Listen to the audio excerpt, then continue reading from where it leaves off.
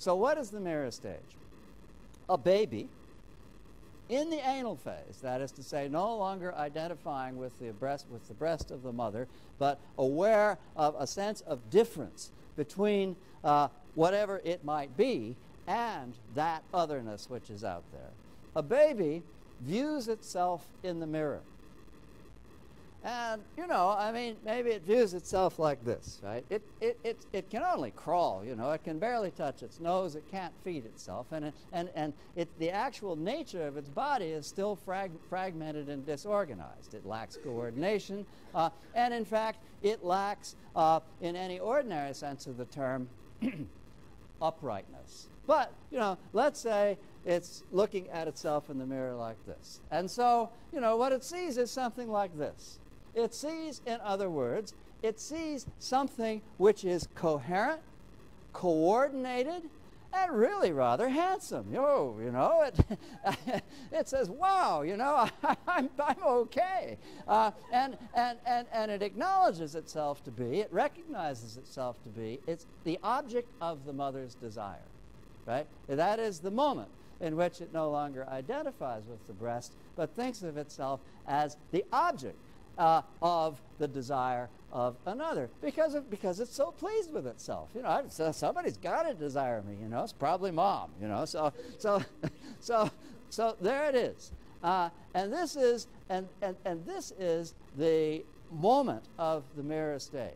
Now, what happens after that? And by the way, the rather wonderful epigraph from Leonardo da Vinci, which begins your essay, is all about this. What happens after that is rather tragic. The baby falls into language. And in the moment of, and I'm going to come back in a minute to the whole question, why is it language that does this? In the moment at which it falls into language, it no longer sees itself as the ideal I, das Ideal Ich in Freud's language.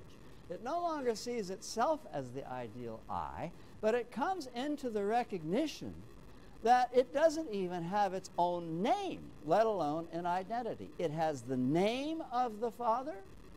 It sort of doesn't have the phallus of the father. And it begins to recognize competition in desire. And it begins to recognize that what it itself desires is not accessible in a kind of mutuality of desire, and that it has no choice but to admire while at the same time envying, and indeed forming as an object desire, because that's what it lacks, the father. And that's the sense in which, but it's the father only in a phantasmagoric sense. In Lacan, the object of desire can be just absolutely anything, depending on the course of the unraveling of the metonymic sequence that desire follows. But this is what Lacan associates with the Oedipal phase, and that's why I say in passing the father. And it does have something to do with Lacan's revision of Freud in saying that the object of lack that perpetually motivates desire, the desire for what one lacks, is not at all physical. I mean, if you make that mistake, you're right back in you know, sort of mindless Freudianism. You know, it's not the penis. It is, on the contrary, something which is by nature symbolic, something which is an ego ideal, that is to say, but no longer oneself, that is to say, no longer what one has, but what, through the gap opened up by language, one recognizes that one lacks. And so it takes a variety of, let's just say, phallogocentric forms. In film criticism, some of you may know the essay, the Lacanian essay of Laura Mulvey, in which the female object of the spectator's desire or gaze, dressed in a sheath dress, is actually, just like the baby, just like anything else, it is this. In other words, it is sort of, despite being obviously an incredibly different kind of thing, nevertheless, in symbolic terms, the phallus.